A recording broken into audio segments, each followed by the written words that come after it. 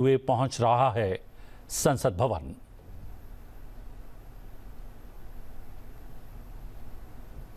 कुछ ही क्षणों में राष्ट्रपति का ये कारवां पहुंचने वाला है संसद भवन और आज राष्ट्रपति का अभिभाषण होगा। राज्यसभा लोकसभा दोनों सदनों को संयुक्त रूप से संबोधित करेंगी राष्ट्रपति द्रौपदी मुर्मू और संसद भवन में प्रवेश करता हुआ राष्ट्रपति द्रौपदी मुर्मू का एक कारवां आज राजधानी दिल्ली का मौसम बहुत सुहाना है और ये सुहाना मौसम इस दृश्य को और भी विहंगम बनाता हुआ और अब कुछ ही क्षणों में राष्ट्रपति का ये कारवां पहुंचने वाला है संसद भवन।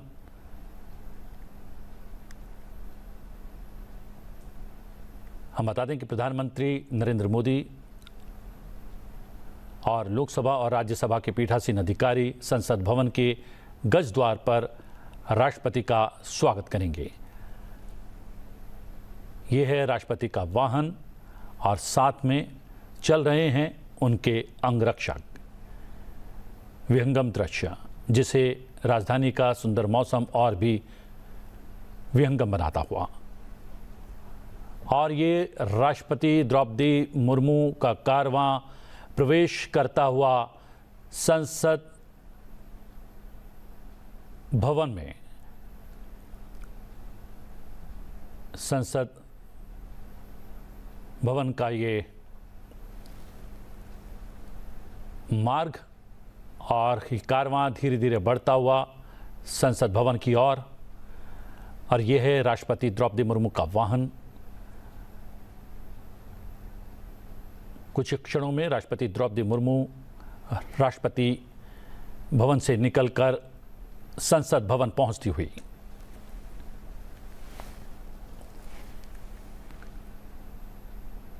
लोकतांत्रिक प्रक्रिया, संसदीय प्रक्रिया और ये प्रक्रियाएं, ये परंपराएं हमारे लोकतंत्र को और भी मजबूत करती हुई, विहंगम करती हुई और बताती हुई कि भारत का लोकतंत्र विश्व में सर्वश्रेष्ठ है। ये सुंदर नज़ारा राष्ट्रपति द्रौपदी मुर्मू के कारवां का, राष्ट्रपति द्रौपदी मुर्मू का वाहन, इसी वाहन में बैठकर राष्ट्रपति द्रौपदी मुर्मू संसद भवन पहुंचती हुई। आज राजधानी दिल्ली में सुंदर ठंडी हवाएं चलती हुई और ये उपराष्ट्रपति, प्रधानमंत्री दोनों एक दूसरे को अभिवादन करते हुए, संसदीय कार्य मंत्री किरेन रिजिजू भी वहां पर उपस्थित हैं। ये सभी राष्ट्रपति द्रौपदी मुर्मू का स्वागत करेंगे।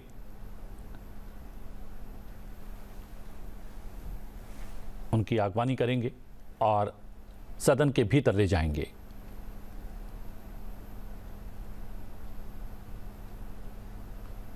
घोड़ों की सुमधुर टाप के मध्य राष्ट्रपति का वाहन संसद भवन में प्रवेश करता हुआ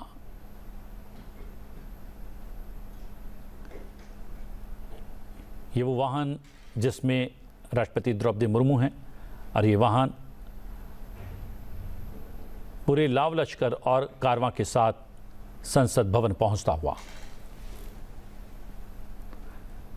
संसद भवन के मुख्य गेट पर प्रधानमंत्री, उपराष्ट्रपति, संसदीय कार्य मंत्री उपस्थित हैं।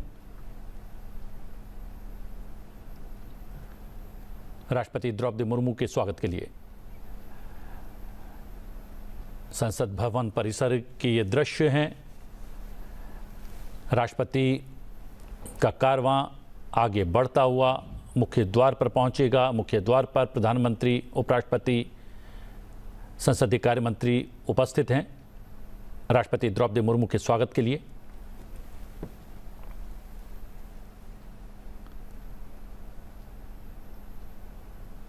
अठारहवीं लोकसभा में पहला अभिभाषण राष्ट्रपति द्रौपदी मुर्मू का अब से कुछ ही क्षणों बाद होने वाला है। राष्ट्रपति द्रौपदी मुर्मू का कारवां संसद भवन परिसर में आगे बढ़ता हुआ और मुख्य द्वार की ओर अग्रसर।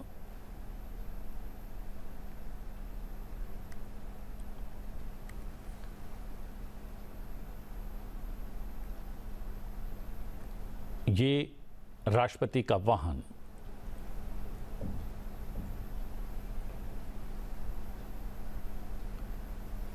द्वार पर पहुंचता हुआ, जहां पर उपराष्ट्रपति राष्ट्रपति की अगवानी के लिए वहां पर उपस्थित हैं। प्रधानमंत्री नरेंद्र मोदी वहां पर उपस्थित हैं। संसदीय कार्य मंत्री भी वहां पर मौजूद हैं और ये राष्ट्रपति का वाहन पहुंच गया है संसद भवन के द्वार। सीधी तस्वीरें आप देख सकते हैं। संसद भवन के गज द्वार से सीधी तस्वीरें अपने टेलीविजन स्क्रीन पर संसद टीवी के माध्यम से राष्ट्रपति पहुंच गई हैं। उपराष्ट्रपति प्रधानमंत्री वहां पर मौजूद हैं। संसदीय कार्य मंत्री किरण रिजिजू भी वहां पर मौजूद हैं।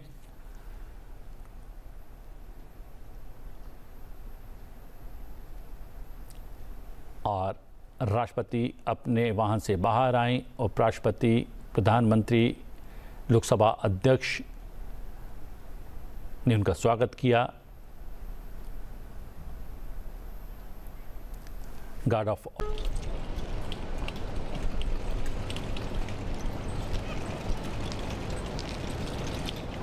सलामी के पश्चात राष्ट्रपति संसद भवन के भीतर जाती हुई।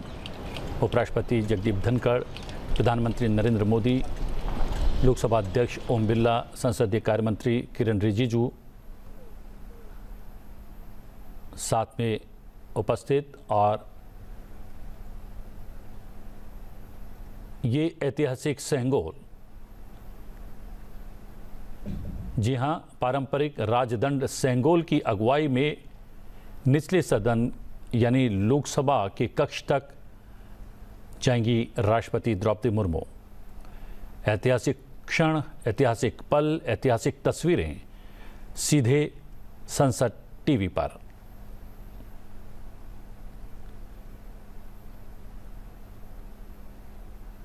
जी हां, पारंपरिक राजदंड सेंगोल की अगुवाई में निचले सदन के कक्ष तक बढ़ती हुई राष्ट्रपति द्रौपदी मुर्मू, साथ में उपराष्ट्रपति जगदीप धनखड़, लोकसभा अध्यक्ष ओम बिरला, प्रधानमंत्री नरेंद्र मोदी, दोनों सदनों के महासचिव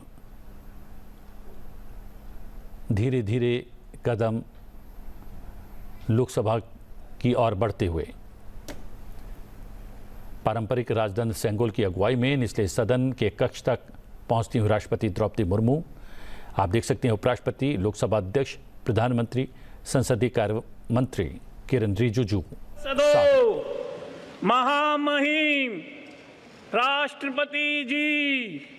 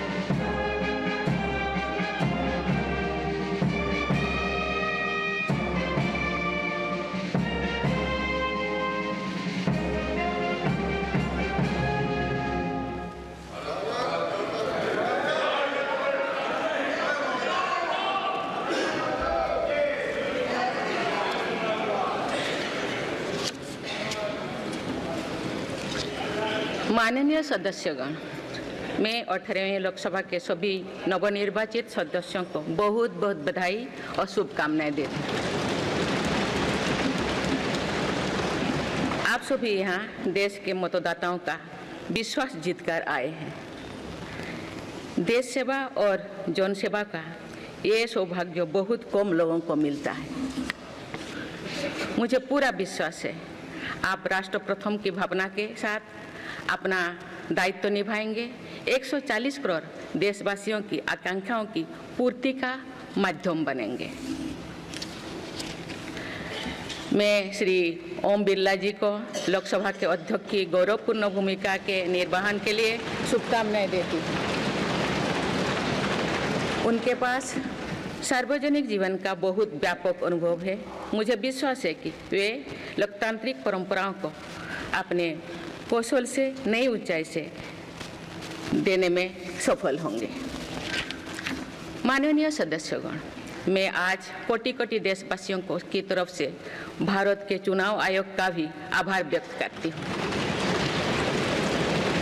ये दुनिया का सबसे बड़ा चुनाव था। करीब 64 करोड़ मतदाताओं ने उत्साह और उमंग के साथ अपना कर्तव्य निभाया है। इस बार भी महिलाओं ने बढ़ चढ़कर मतदान में हिस्सा लिया है। इस चुनाव की बहुत सुखद तस्वीर जम्मू कश्मीर में भी सामने आए हैं। कश्मीर घाटी में वोटिंग के अनेक दशकों के रिकॉर्ड टूटे हैं।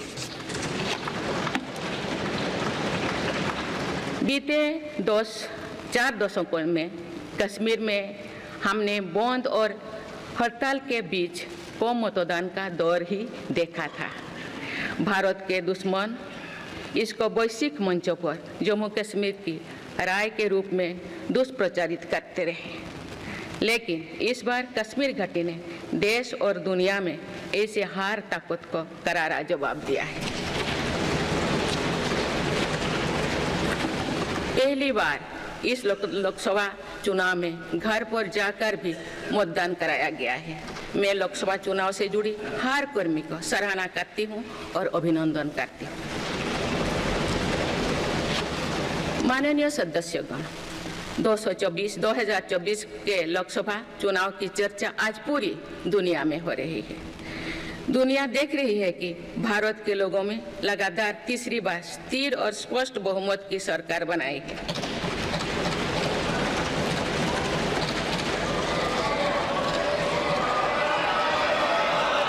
छह दशक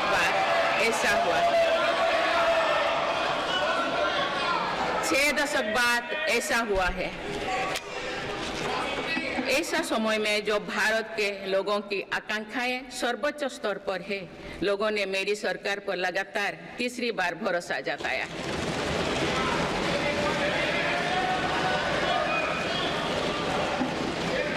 भारत के लोगों को ये पूर्ण विश्वास है कि उनकी आकांक्षाएं सिर्फ मेरी सरकार ही पूरा कर सकती है।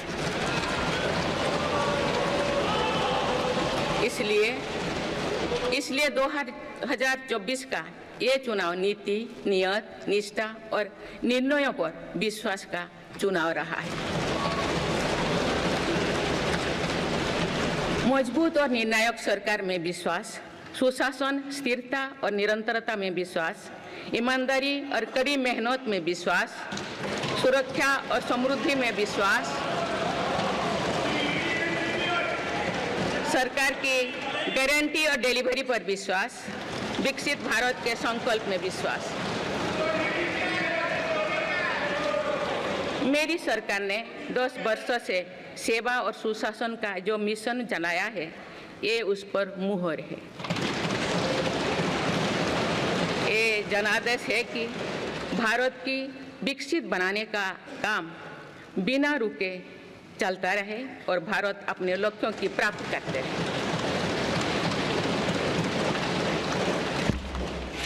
माननीय सदस्यगण, 18वीं लोकसभा कई मायनों में एक ऐतिहासिक लोकसभा है।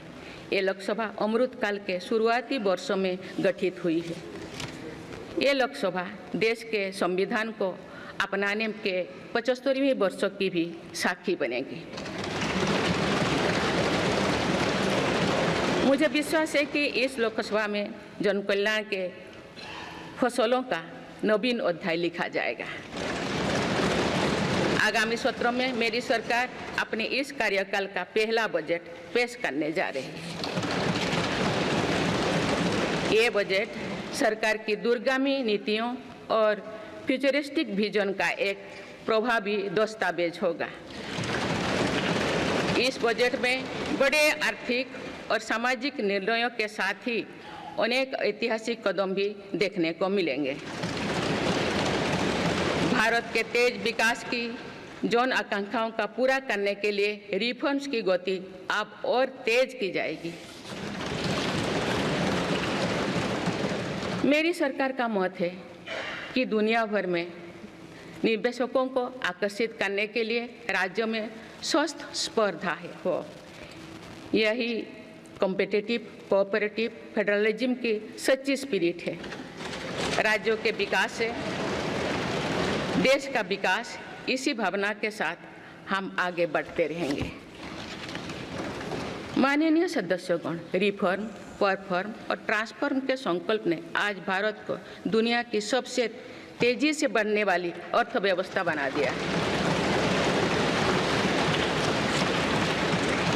10 साल में भारत 11वें नंबर की अर्थव्यवस्था से ऊपर उठकर 5वें नंबर पर पहुंचा है।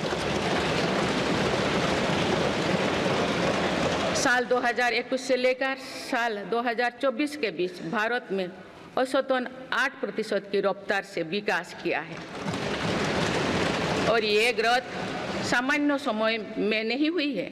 बीती वर्षों में हमने 100 साल की सबसे बड़ी आपात देखी। वैश्विक महामारी के कालखंड और विश्व के अलग अलग कोने में चल रही संघर्षों के बावजूद भारत ने ये विकास दर हासिल की है।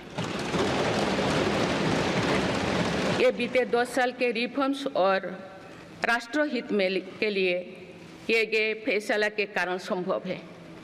आज भारत अकेले ही दुनिया की ग्रोथ में 15% का योगदान दे रही है। अब मेरी सरकार भारत को विश्व की तीसरे नंबर की इकोनॉमी बनाने में जुटी हुई है। इस लक्ष्य की प्राप्ति विकसित भारत की नींव को भी मजबूत करने में के काम करेगी।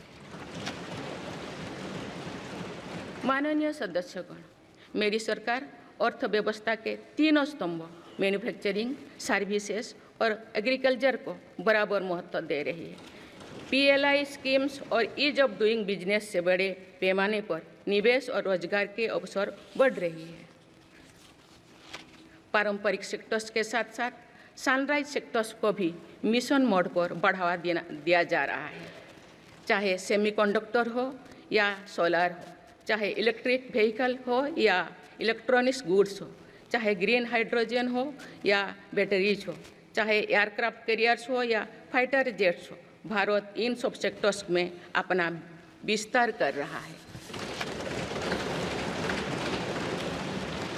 लॉजिस्टिक्स कॉस्ट को कम करने के लिए भी मेरी सरकार लगातार प्रयास कर रही है।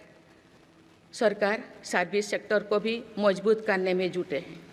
आज IT से लेकर टूरिज्म तक, हेल्थ से लेकर वेलनेस तक हर सेक्टर में भारत लीडर बन रहा है और इससे बड़ी संख्या में रोजगार और स्वरोजगार के नए मौके बन रहे हैं।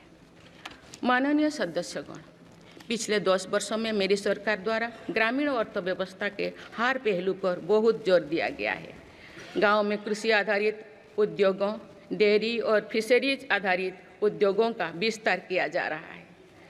इसमें भी सहकारिता को प्राथमिकता दी गई है। सरकार किसानों उत्पाद संघ, FPO और FACTS जैसे सरकारी संगठनों का एक बड़ा नेटवर्क बना रही है। छोटे किसानों की बड़ी समस्या भंडारण से जुड़े होती है, इसलिए मेरी सरकार ने सहकारिता क्षेत्र में दुनिया की सबसे बड़ी भंडारण योजना पर काम शुरू कर चुकी है। किसान अपने छोटे खर्चे पूरे करने के लिए इसके लिए PM किसान सम्मान निधि के तहत उन्हें 3,20,000 करोड़ रुपये से ज़्यादा राशि दे सकते हैं।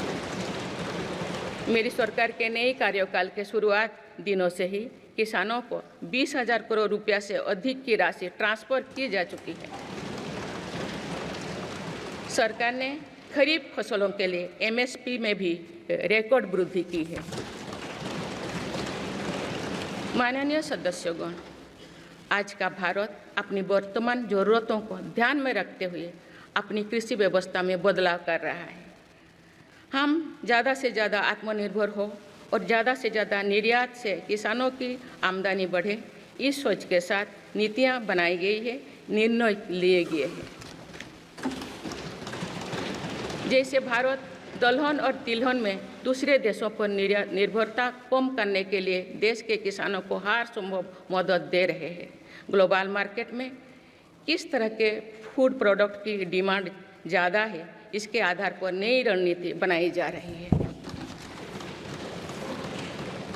आजकल ऑर्गेनिक उत्पादों को लेकर दुनिया में डिमांड तेजी से बढ़ रही है। भारत के किसानों के पास इस डिमांड को पूरा करने के भरपूर क्षमता है। इसलिए सरकार प्राकृतिक खेती और इससे जुड़ी उत्पादों की सप्लाई चेन को सशक्त कर रही है।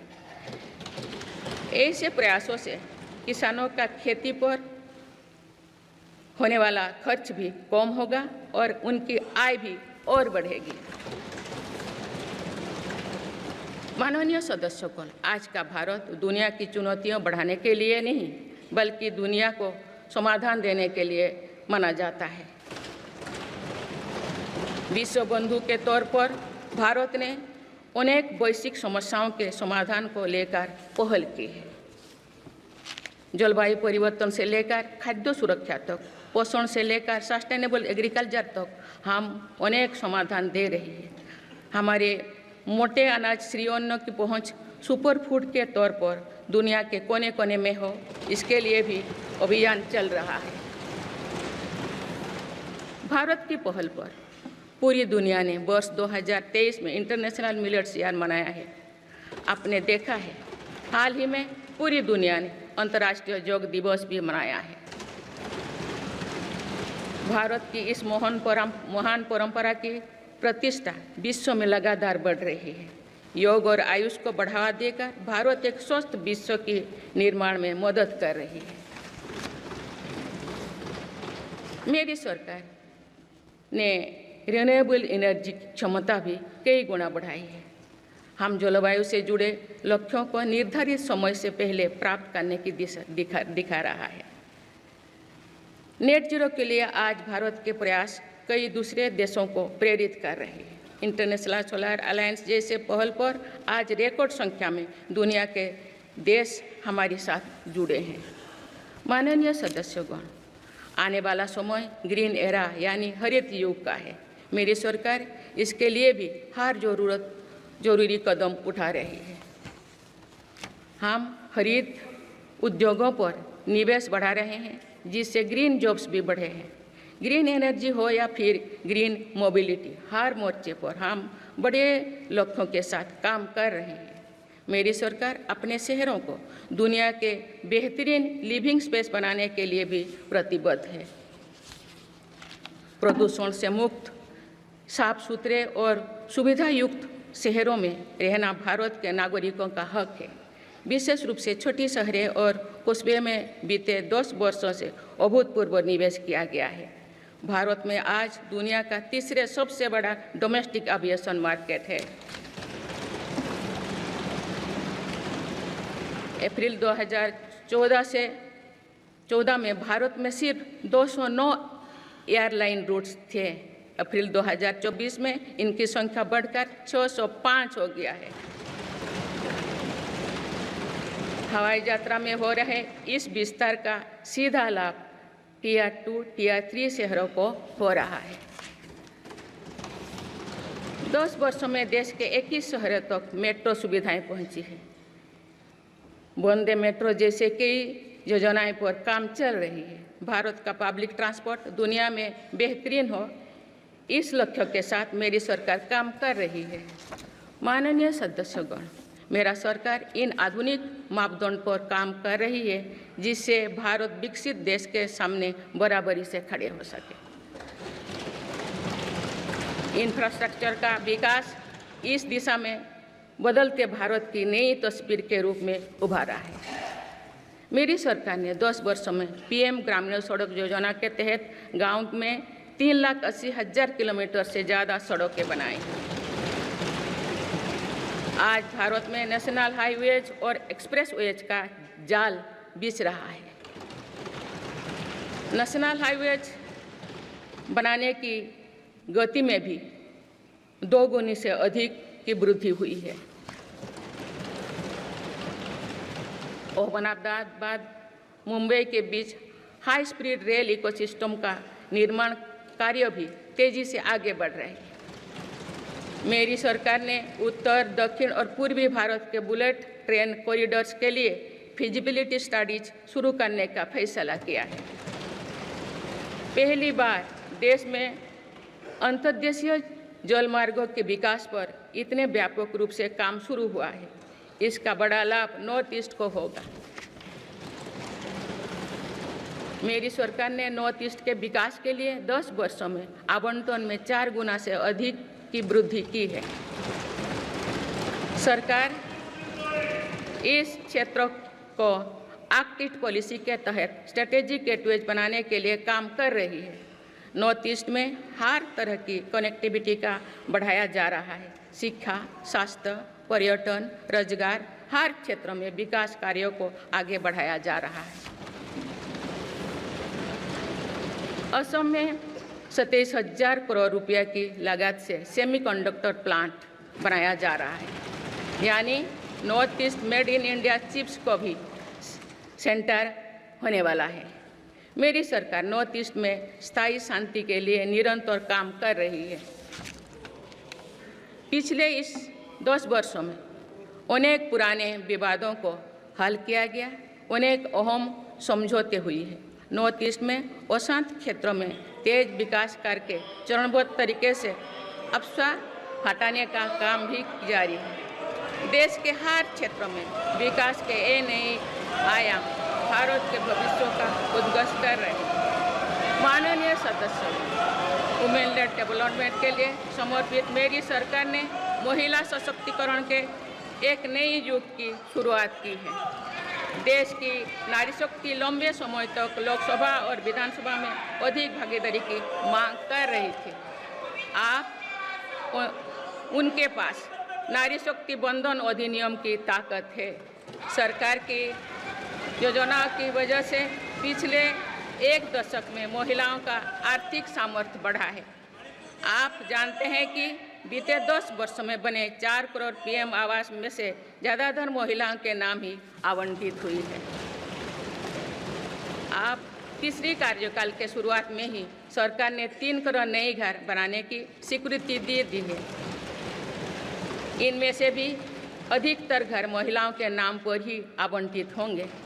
बीते 10 वर्षों में 10 करोड़ महिलाएं सेल्फ हेल्प ग्रुप्स से जुड़े हैं। मेरी सरकार ने 3 करोड़ महिलाओं को लखपति दीदी बनाने के लिए व्यापक अभियान चलाए हैं।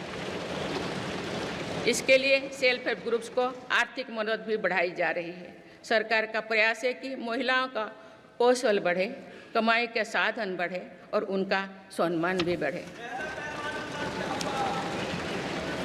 नमो ड्रोन दीदी योजना इस लक्ष्य की पूर्ति में सहायक बन रही है। इस योजना के तहत हजारों सेल्फ हेल्प ग्रुप्स की महिलाओं को ड्रोन दिए जा रहे हैं। ड्रोन पायलट बनने की ट्रेनिंग भी दी जा रही है। मेरी सरकार ने हाल ही में कृषि खेती सखी कार्यक्रम भी शुरू किया है। इसके तहत अभी तक सेल्फ हेल्प ग्रुप्स की 30,000 महिलाओं को कृषि सखी के रूप में प्रमाण पत्र दिए गए हैं। कृषि सखियों को आधुनिक खेती की तकनीक में प्रशिक्षण किया जा रहा है ताकि वे कृषि को और आधुनिक बनाने में किसानों की मदद कर सकें।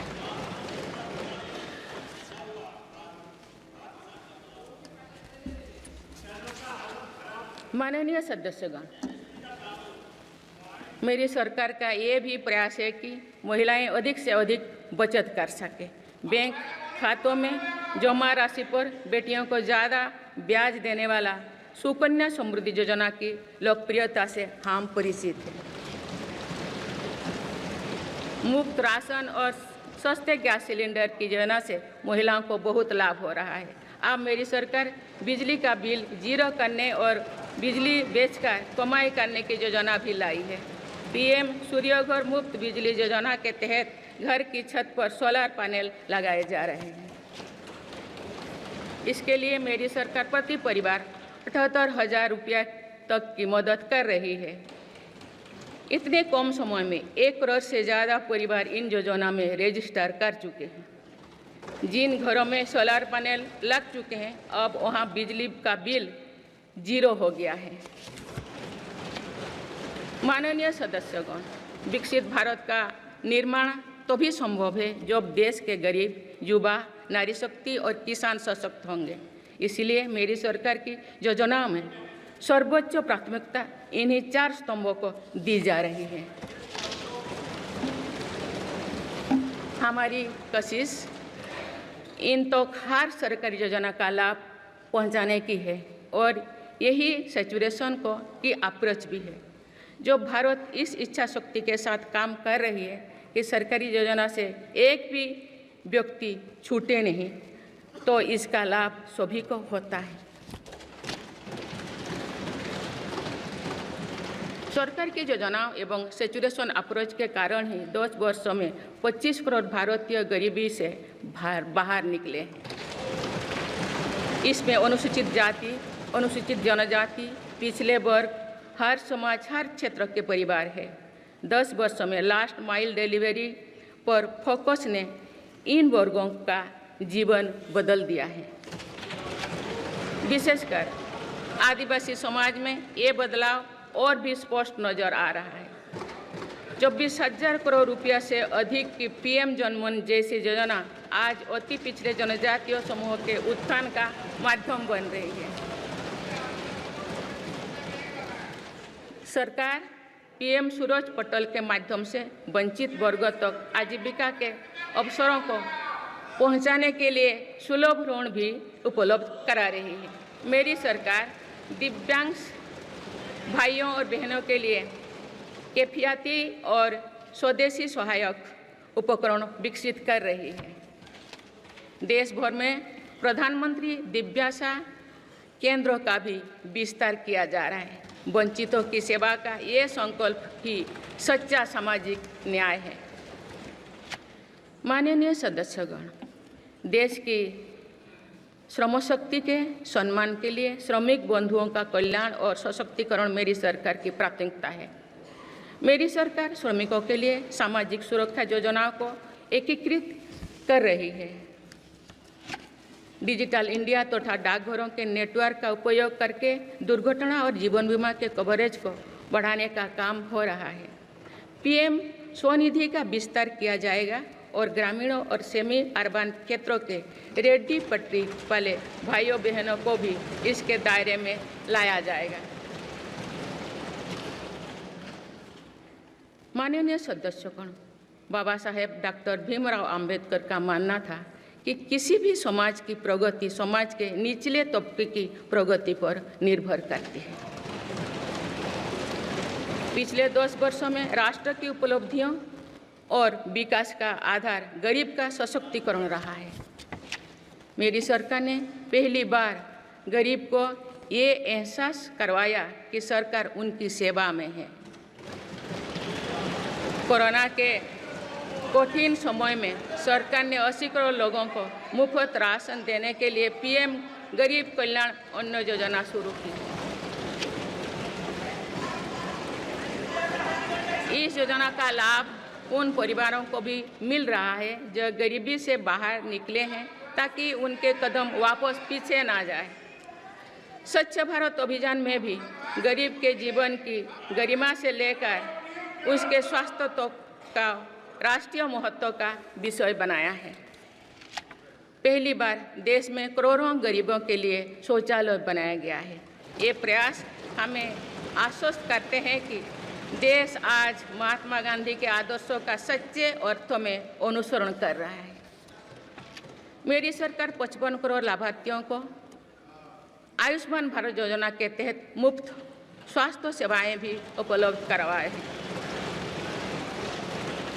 देश में 25,000 जन औषधि केंद्रों को खोलने का काम भी तेजी से चल रहा है। आप इस क्षेत्र में सरकार एक और निर्णय लेने जा रही है। आप आयुष्मान भारत योजना के तहत मुफ्त इलाज का लाभ 70 वर्षों से अधिक उम्र के सभी बुजुर्गों को भी मिलेगा। माननीय सदस्यगण, अक्सर विरोधपूर्वक मानसिकता और संकीर्ण स्वार्थ के कारण लोकतंत्र की मूल भावना का बहुत अहित हुआ है। इसका प्रभाव संसदीय प्रणाली पर भी पड़ता है और देश की विकास यात्रा पर भी पड़ता है। देश में कई दशकों तक अस्थिर सरकार के दौर में कई सरकारें चाहते हुए भी ना रिफॉर्म कर पाए और ना ही आवश्यक निर्णय ले पाए। भारत की जनता ने निर्णायक बनकर इस स्थिति को बदला है। बीते 10 वर्षों में ऐसे अनेक रिफॉर्म्स हुई है जिनका बहुत लाभ देश को आज मिल रहा है।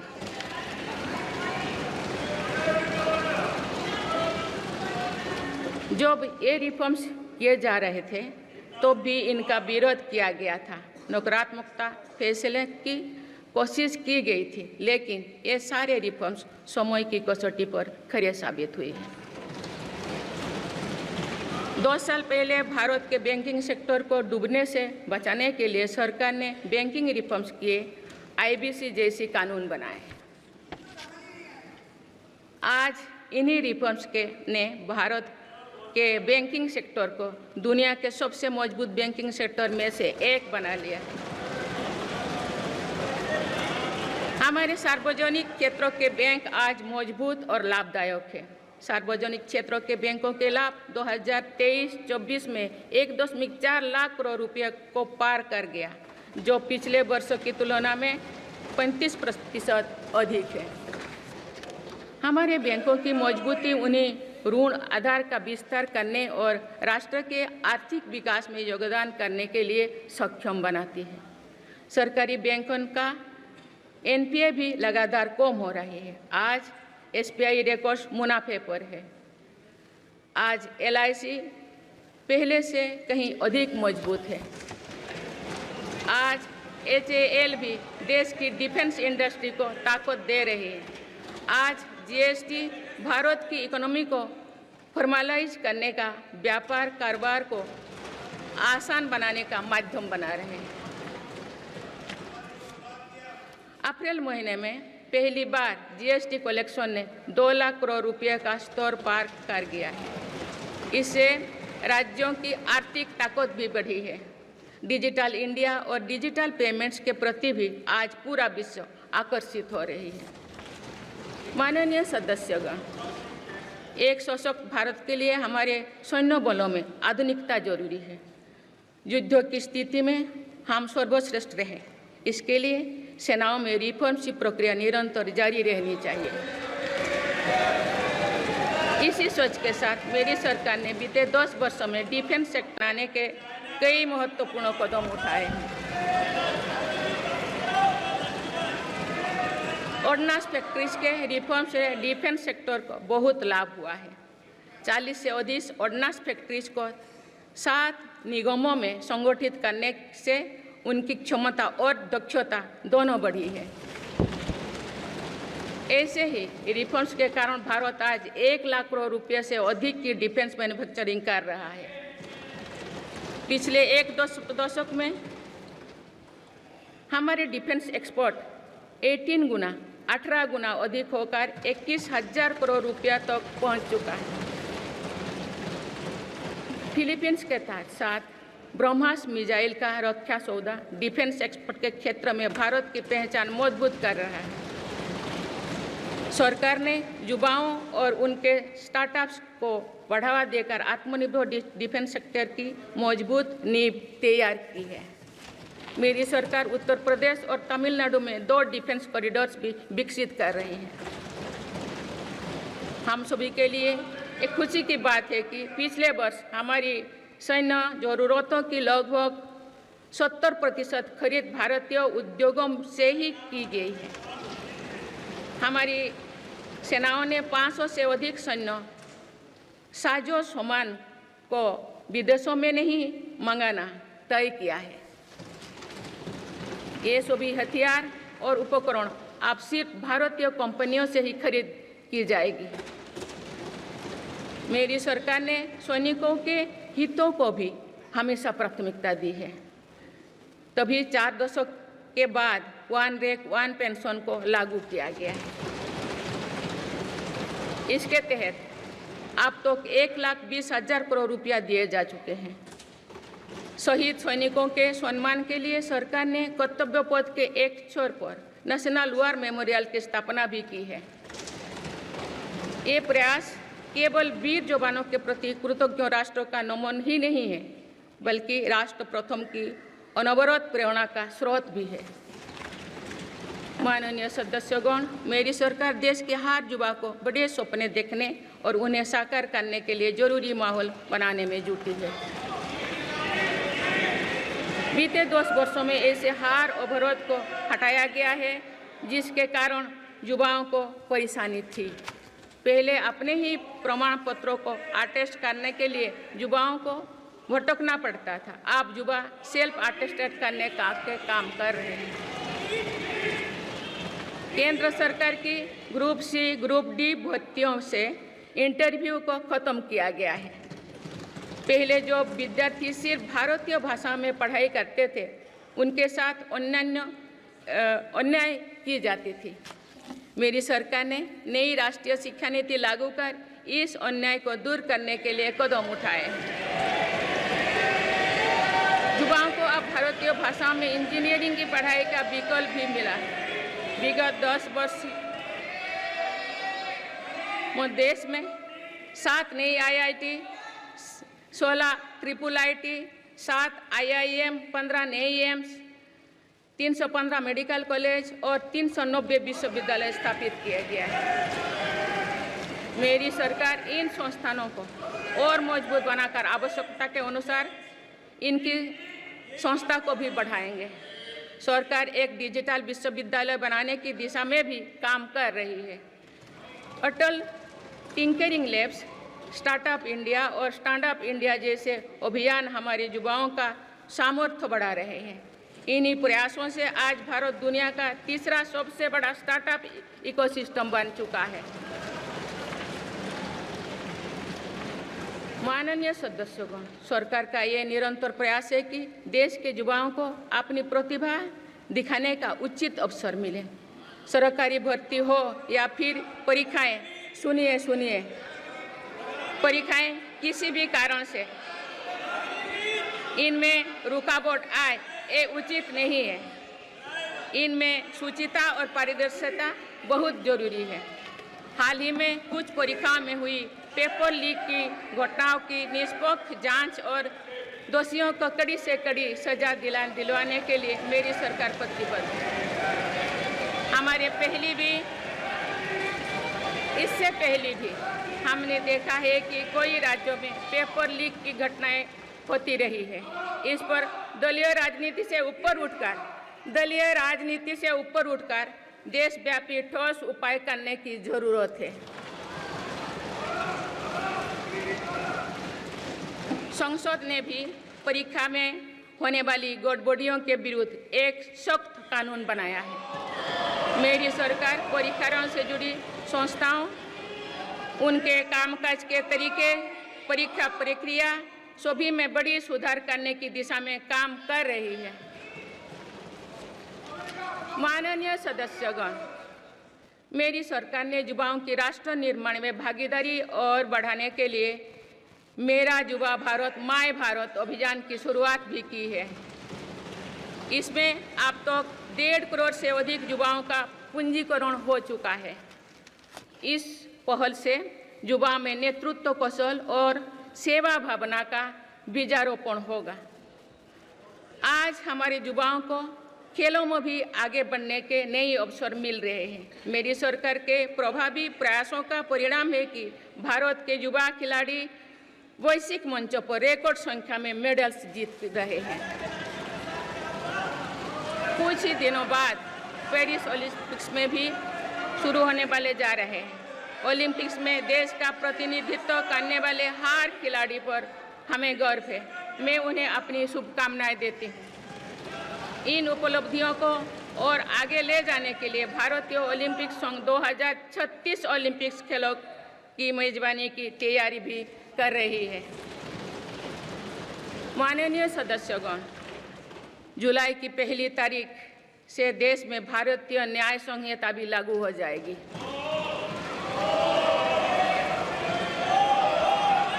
अंग्रेजी राज में गुलामों को दौड़ देने की मानसिकता थी।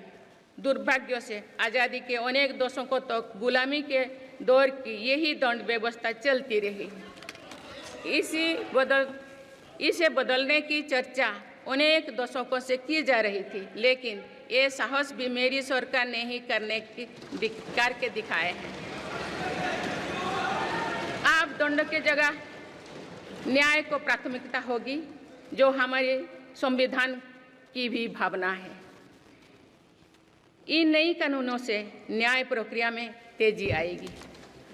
आज जो विदेश अलग अलग क्षेत्रों में गुलामी की मानसिकता से मुक्त पा रहे हैं, तो ये उस दिशा में बहुत बड़ा कदम है और ये हमारे स्वतंत्रता सेनानियों की सच्ची श्रद्धांजलि भी है। मेरा सरकार ने सीएए कानून के तहत शरणार्थियों को नागरिकता देना शुरू कर दिया है। इससे बंटवारे से पीड़ित अनेक परिवारों के लिए सम्मान का जीवन जीना तय हुआ है। जिन परिवारों को सीएए के तहत नागरिकता मिली है, मैं उनके बेहतर भविष्य की कामना करती हूँ।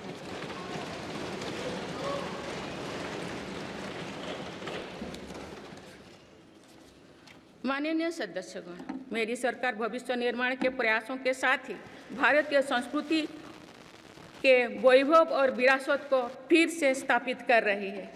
हाल में नालंदा यूनिवर्सिटी के भव्य कैंपस के रूप में इसमें एक नया अध्याय जुड़ा है। नालंदा सिर्फ एक यूनिवर्सिटी मात्र नहीं थी, बल्कि ये वैश्विक ज्ञान केंद्र के रूप में भारत के गौरवशाली अतीत का प्रमाण थी। मुझे विश्वास है कि नई नालंदा यूनिवर्सिटी भारत को ग्लोबल नॉलेज हब बनाने में सहायक सिद्ध होगी। मेरी सरकार का ये प्रयास है कि भावी पीढ़ियों को हजारों वर्षों की हमारी विरासत प्रेरणा देती है। इसलिए पूरे देश में तीर्थस्थलों को आस्था और आध्यात्म के केंद्र को सजाया संवारा जा रहा है। माननीय सदस्यगण, मेरी सरकार विकास के साथ ही विरासत पर भी उतना ही गर्व करते हुए काम कर रही है।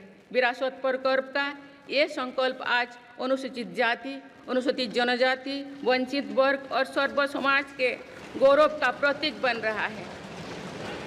मेरी सरकार ने भगवान बिरसा मुंडा के जन्म दिवस को जनजातीय गौरव दिवस के रूप में मनाने की शुरुआत की है।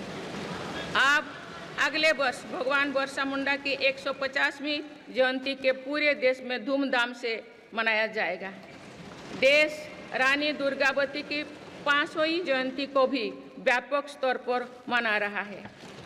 पिछले महीने ही देश ने रानी अहिल्याबाई होलकर की 300वीं जयंती का साल भर चलने वाला महोत्सव भी शुरू किया गया है। इससे पहले सरकार गुरु नानक देव जी का 550वां और गुरु गोविंद सिंह जी का 350वां प्रकाश पर्व भी धूमधाम से मना चुके हैं। एक भारत श्रेष्ठ भारत के भाव से काशी तमिल संगमम, सौराष्ट्र तमिल संगमम जैसे उत्सवों की परिपाटी भी मेरी ही सरकार ने शुरू की है। इन आयोजनों से हमारी नई पीढ़ियों को राष्ट्र निर्माण की प्रेरणा मिलती है और राष्ट्र पर गौरव का भाव और मजबूत होता है। माननीय सदस्यगण, हमारी सफलताएं हमारी साझी धरोहर है, इसीलिए उन्हें अपनाने में संकोच नहीं, स्वाभिमान होना चाहिए। आज अनेक सेक्टर्स में भारत बहुत अच्छा प्रदर्शन कर रहा है। ये उपलब्धियां हमें हमारी प्रगति और सफलताओं पर गर्व करने की अपार अवसर देती है। जो भारत डिजिटल पेमेंट्स के मामले में दुनिया में अच्छा प्रदर्शन करता है, तो हमें गर्व होना चाहिए। जो भारत के वैज्ञानिक चंद्रयान को चंद्रमा के दक्षिणी ध्रुव पर सफलता से उतारते हैं, तो हमें गर्व होना चाहिए। जो भारत दुनिया की सबसे तेज बढ़ती इकोनॉमी बनता है तो हमें गौरव होना चाहिए। जो भारत इतना बड़ा चुनाव अभियान बिना बड़ी हिंसा और अराजकता से पूरा कराए तो भी हमें गौरव होना चाहिए। आज पूरा विश्व हमें मदर ऑफ डेमोक्रेसी के रूप में सम्मान देता है। भारत के लोगों ने हमेशा लोकतंत्र के प्रति अपना पूर्ण विश्वास प्रकट किया है। चुनाव से जुड़े संस्थाओं पर पूरा भरोसा जताया है। स्वस्थ लोकतंत्र को बनाए रखने के लिए हमें इस विश्वास को सुसह्य कर रखना है, इसकी रक्षा भी करना है।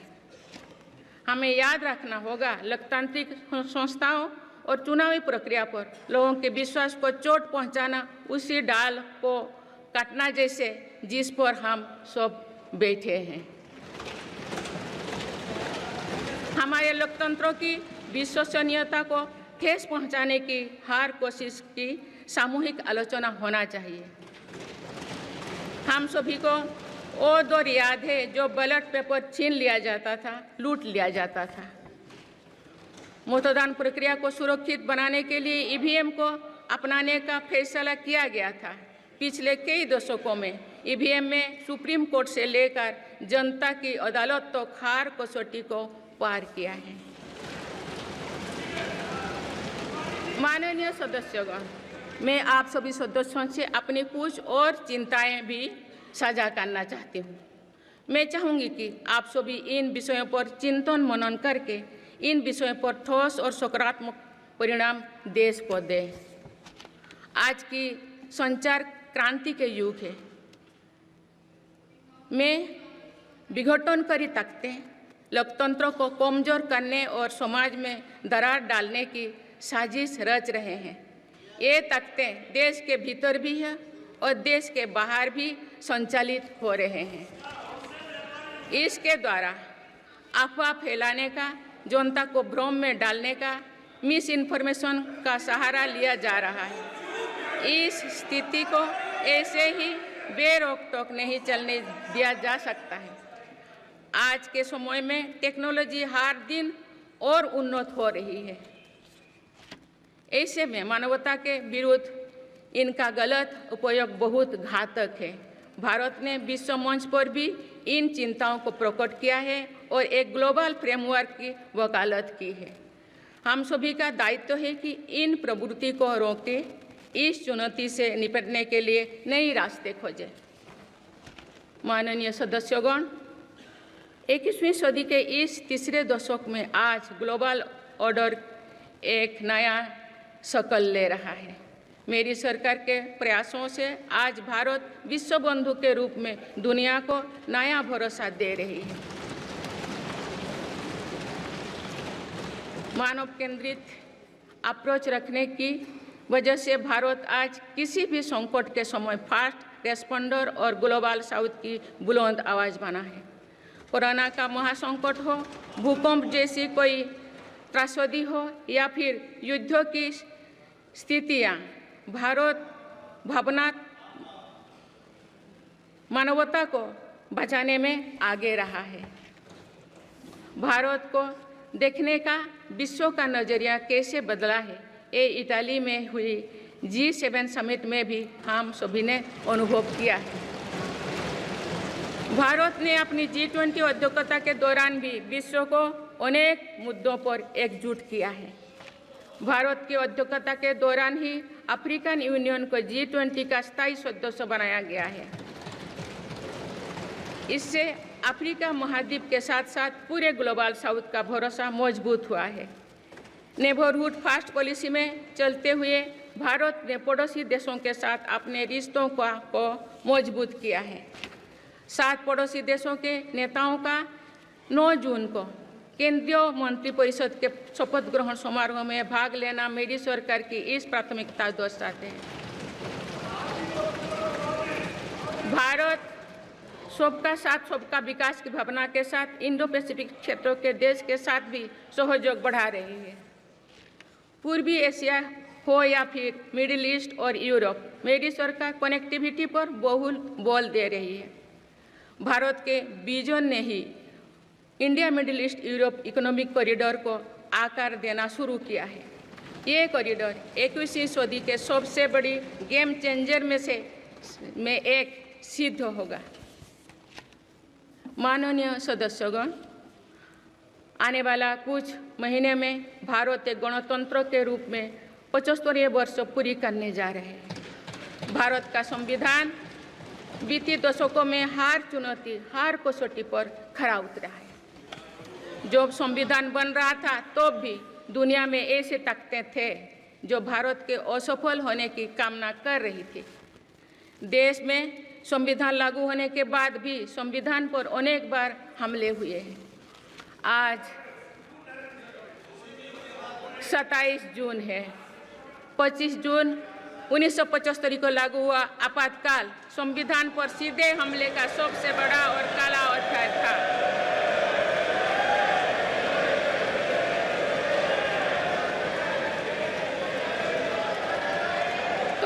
पूरे देश में हाहाकार मच गया था, लेकिन ऐसी असंवैधानिक ताकतों पर देश ने विजय प्राप्त करके दिखाया, क्योंकि भारत के मूल में गणतंत्र की परंपराएं रही है। मेरी सरकार भी भारत के संविधान को सिर्फ राजकाज का माध्यम भर नहीं मानती, बल्कि हमारा संविधान जन चेतना का हिस्सा हो, इसके लिए हम प्रयास कर रहे हैं। इसी ध्येय के साथ मेरी सरकार ने 26 नवंबर को संविधान दिवस के रूप में मानना शुरू किया है। अब भारत के उस भूभाग हमारे जम्मू कश्मीर में भी संविधान पूरी तरह लागू हो गया है, जहां आर्टिकल 370 की वजह से स्थितियां कुछ और थी। माननीय सदस्यगण, राष्ट्र की उपलब्धियों के निर्धारण इस बात से होता है कि हम अपने दायित्वों का निर्वहन कितनी निष्ठा से कर रहे हैं। 18वें लोकसभा में कई नए सदस्य पहली बार संसदीय प्रणाली का हिस्सा बने हैं। पुराने सदस्य भी नए उत्साह के साथ आए हैं। आप सभी जानते हैं कि आज का समय हर प्रकार से भारत के लिए बहुत अनुकूल है। आने वाले वर्षों में भारत की सरकार और संसद का क्या निर्णय लेती है, क्या नीतियां बनाती है, इस पर पूरा विश्व की नज़र है। इस अनुकूल समय का अधिक से अधिक लाभ देश को मिले, ये दायित्व सरकार के साथ साथ संसद के हर सदस्यों का भी होना चाहिए। पिछले 10 वर्षों में जो रिफॉर्म्स हुई है, जो नया आत्मविश्वास देश में आया है, इससे हम विकसित भारत बनाने के लिए नई गति प्राप्त कर चुके हैं। हम सभी को ये हमेशा ध्यान रखना है कि विकसित भारत का निर्माण देश के हर नागरिक की आकांक्षा है, संकल्प भी है। इस संकल्प की सिद्धि में अवरोध पैदा ना हो, ये हम सभी का दायित्व है भी, कर्तव्य भी है। नीतियों का विरोध और संसदीय कामकाज का विरोध दो भिन्न बातें हैं। जब संसद सुचारू रूप से चलती है, जब यहाँ स्वस्थ चर्चा परिचर्चा होती है, जब दूरगामी निर्णय होते हैं, तब लोगों का विश्वास सिर्फ सरकार ही नहीं, पूरी व्यवस्था पर बनता है। इसीलिए मुझे भरोसा है कि संसद के पल पल का सदुपयोग होगा, जनहित को प्राथमिकता मिलेगा। माननीय सदस्यगण, हमारे वेदों में हमारे ऋषियों ने हमें कुछ नीति वाणी दिए हैं, जैसे कि समान मंत्र हो समिति ही समानी की प्रेरणा दी है। अर्थात हम एक समान विचार और लक्ष्य लेकर एक साथ काम करें। यही इस संसद की मूल भावना है। इसलिए जब भारत तीसरी नंबर की इकोनॉमी बनेगा, तो देश की इस सफलता में आपकी भी सहभागिता होगी। हम जब 2027 में आज़ादी की शताब्दी का उत्सव विकसित भारत के रूप में मनाएंगे, तो इस पीढ़ी को भी श्रेय मिलेगा।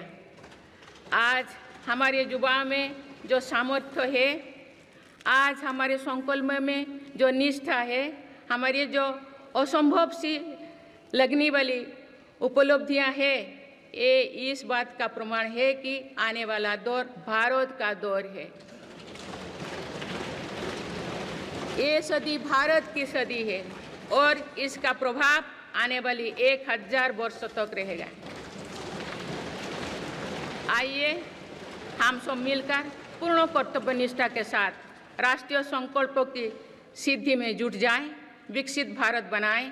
आप सभी को मेरा बहुत बहुत बहुत शुभकामनाएं। धन्यवाद। जय हिंद, जय Bharat.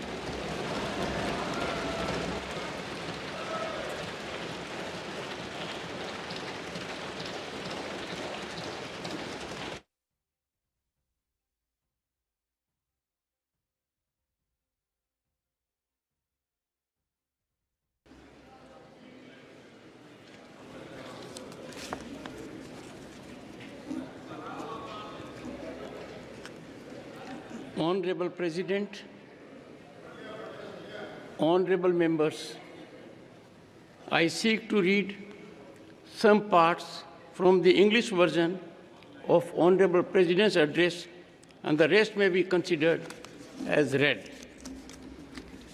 Honorable members, I extend my heartiest congratulations and best wishes to all the newly elected members of the 18th Lok Sabha. I wish Sri Om Birla ji the very best for performing his exalted role as the Speaker of the Lok Sabha. Honorable members, I also express my gratitude to the Election Commission of India on behalf of crores of Indians today. This was the largest election in the world. The Kashmir Valley has broken all records of voter turnout in decades. Honorable members, the world is witnessing that the people of India have elected a stable government with clear majority consecutively for third term. Honorable members, this Lok Sabha will also witness to the 75th year of adoption of the Constitution of India. Honorable members, the resolve to perform reform and transform has made India the fastest growing economy in the world today. In 10 years, India has risen to become the 5th largest economy from being an 11th ranked economy.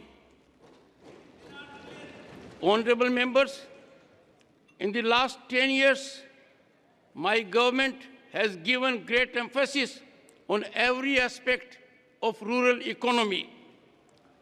To enable farmers to meet their small expenses, more than rupees 3,20,000 crore have been disbursed to them under PM Kisan Samman Nidhi. Honorable members, the future belongs to Harit Yug or Green Era.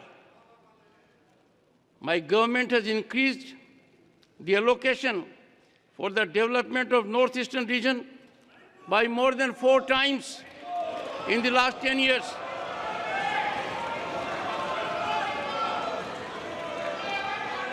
The government is working to make this region a strategic gateway under its Act East policy.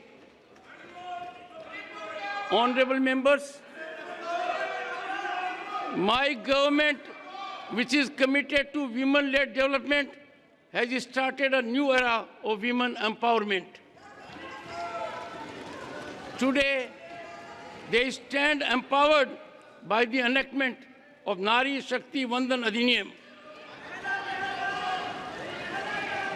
Honorable members, Baba Sahib Dr. Bhimrao Ambedkar said, I quote, "Progress of any society depends on the progress of the poorest sections of the society," unquote. Empowerment of the poor has been at the foundation of the achievements and progress of the nation in last 10 years. Honorable members, often due to adversarial mindset and narrow selfishness, the basic spirit of democracy has been greatly undermined. It affects the parliamentary system as well as development journey of the nation. The people of India have now changed this situation by their decisive mandate. Honorable members, modernization of our armed forces is essential for a strong India.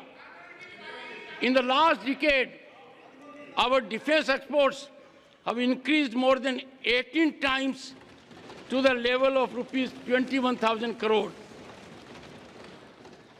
Honorable members, for further increasing the participation of youth in the nation building, my government has launched Mera Yuva Bharat campaign.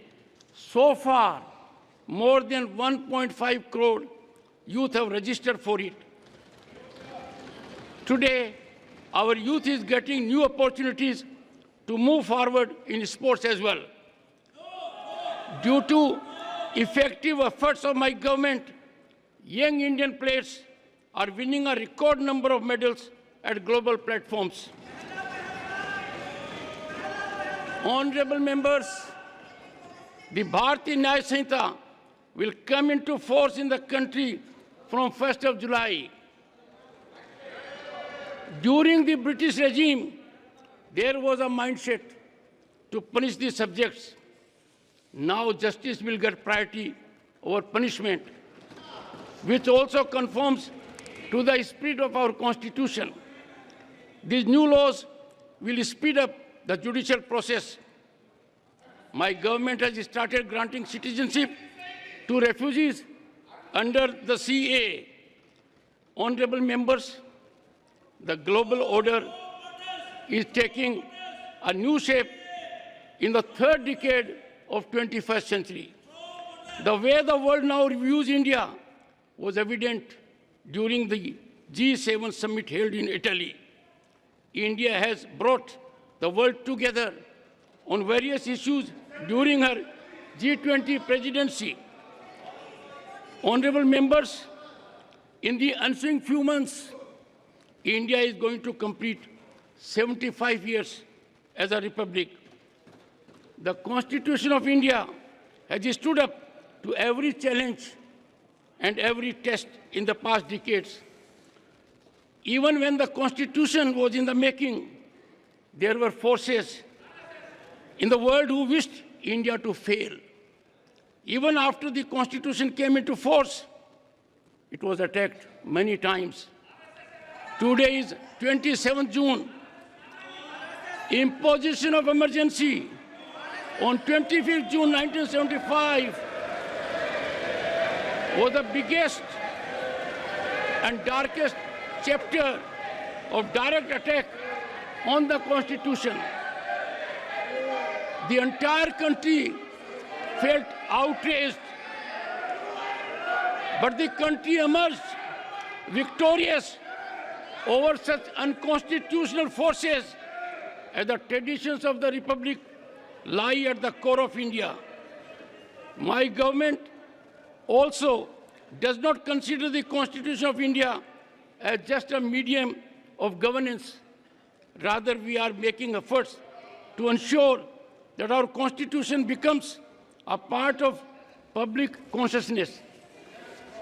Now, the Constitution has also come into force fully in that part of India, our Jammu and Kashmir, where conditions were different due to Article 370. Honorable members, we all need to always remember that making India a developed nation is the aspiration and resolve of every citizen of the country.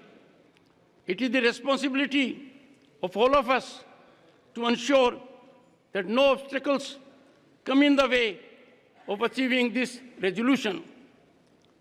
Opposition of policies and obstruction of parliamentary functioning are two different things. When Parliament conducts business smoothly, when healthy deliberations take place here, when far-reaching decisions are taken, then the people repose confidence not only in the government, but also in the entire system. Therefore, I am confident that every moment of Parliament will be fully utilized. Public interest will be given priority. Honorable members, this century is India's century, and its impact will last for 1,000 years to come. Let us all together, with full devotion to our duties, get actively involved in fulfilling national resolutions and make India a developed nation. Best wishes to all of you. Thank you. Jai Hind, Jai Bharat.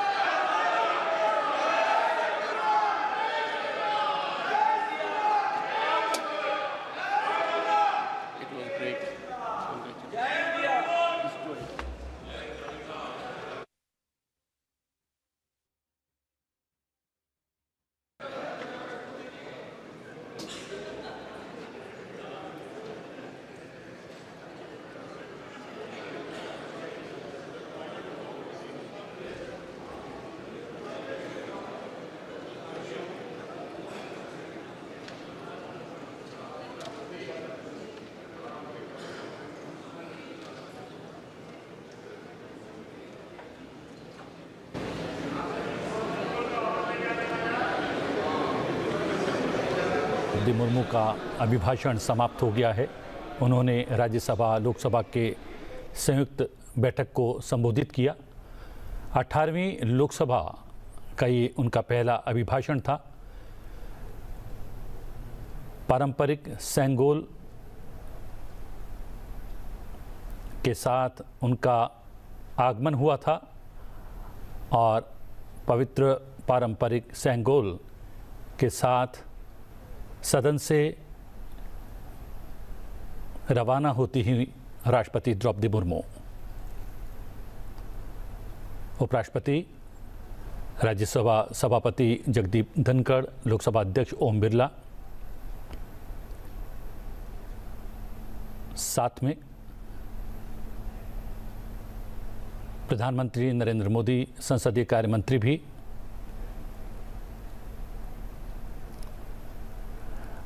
राष्ट्रपति संसद भवन से निकलकर बाहर आती हुई और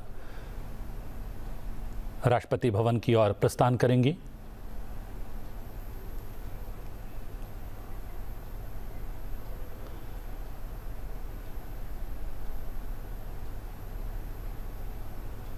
आगे आगे पारंपरिक पवित्र सेंगोल, राष्ट्रपति के अंगरक्षक राष्ट्रपति द्रौपदी मुर्मू, उपराष्ट्रपति और राज्यसभा सभापति जगदीप धनखड़, लोकसभा अध्यक्ष ओम बिरला, प्रधानमंत्री नरेंद्र मोदी और संसदीय कार्य मंत्री और दोनों सदनों के सेक्रेटरी जनरल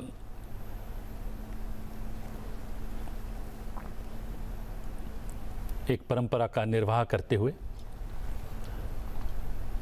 राष्ट्रपति द्रौपदी मुर्मू का अभिभाषण समाप्त हुआ और उनके अभिभाषण के प्रमुख बिंदुओं का अंग्रेजी में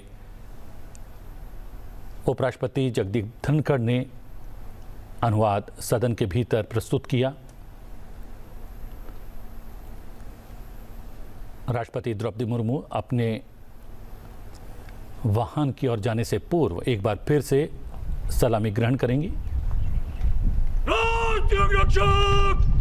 सलाम देंगे। सलूट मदद तक।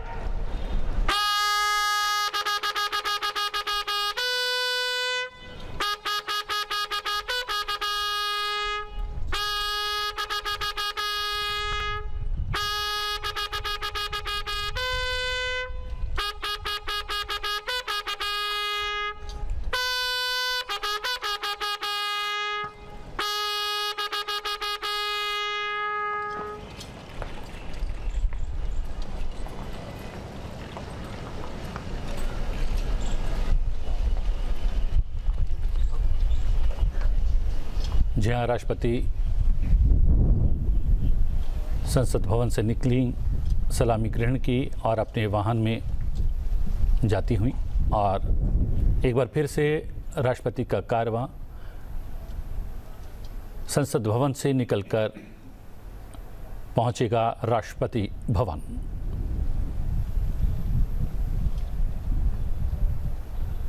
भारत की लोकतांत्रिक व्यवस्था और संसदीय प्रणाली की वृहद तस्वीर आप अपने टेलीविज़न स्क्रीन पर देख रहे होंगे। 18वीं लोकसभा का पहला अभिभाषण कुछ क्षण पूर्व संपन्न हुआ राष्ट्रपति का और अब राष्ट्रपति भवन की ओर पुनः वापस रवाना होती हैं राष्ट्रपति द्रौपदी मुर्मू।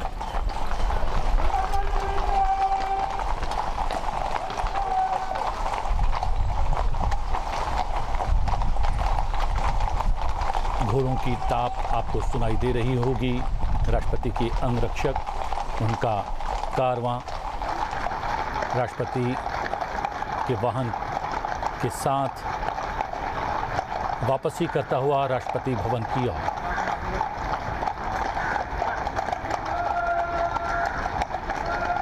आज राष्ट्रपति द्रौपदी मुर्मू ने अभिभाषण दिया, राज्यसभा और लोकसभा के संयुक्त सत्र को संबोधित किया, जिसमें उन्होंने नवनिर्वाचित सरकार की प्राथमिकताओं को सामने रखा। गत 10 वर्षों में क्या कुछ किया है एनडीए सरकार ने, उसको एक बार दोहराया और सरकार के संकल्प को भी बताया कि राष्ट्र निर्माण के लिए क्या कुछ सरकार अपने 5 वर्ष के इस नए कार्यकाल में करने वाली है। राष्ट्रपति के पश्चात उपराष्ट्रपति भी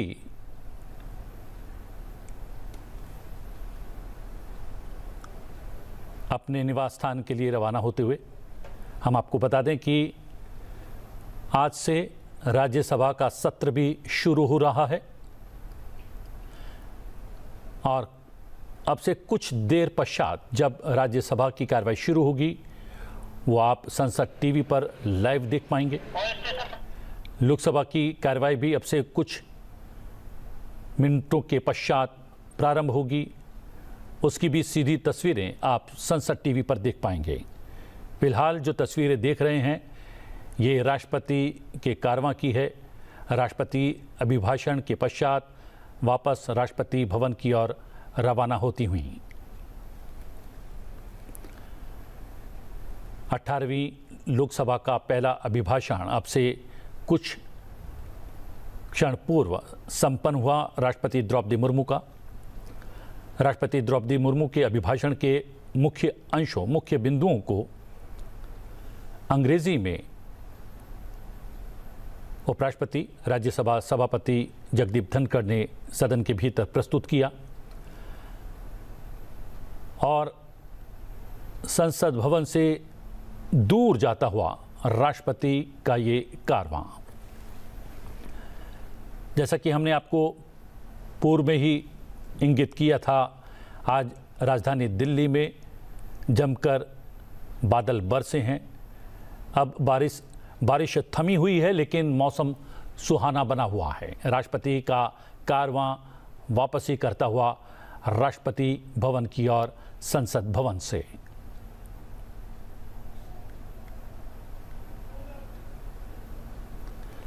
राष्ट्रपति ने अपने अभिभाषण में नवनिर्वाचित सरकार की प्राथमिकताओं को सामने रखा, सरकार का संकल्प दोहराया, सरकार किस प्रकार पंक्ति में अंतिम खड़े हुए व्यक्ति तक विकास की बयार पहुंचाने के लिए प्रयासरत रहेगी, क्या कुछ नीतियां, योजना, परियोजनाएं सरकार के द्वारा लाई जाएगी, उस ब्लूप्रिंट को भी अपने अभिभाषण में उन्होंने प्रस्तुत किया।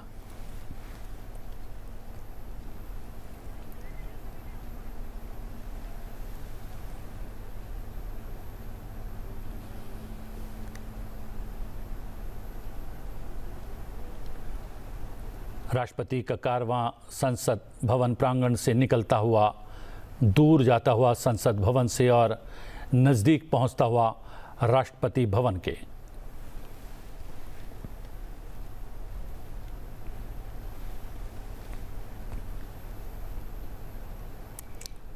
अठारहवीं लोकसभा का पहला अभिभाषण राष्ट्रपति का आज हुआ और अभिभाषण संपन्न करने के पश्चात राष्ट्रपति द्रौपदी मुर्मू संसद भवन से निकलकर राष्ट्रपति भवन की ओर जाती हुईं।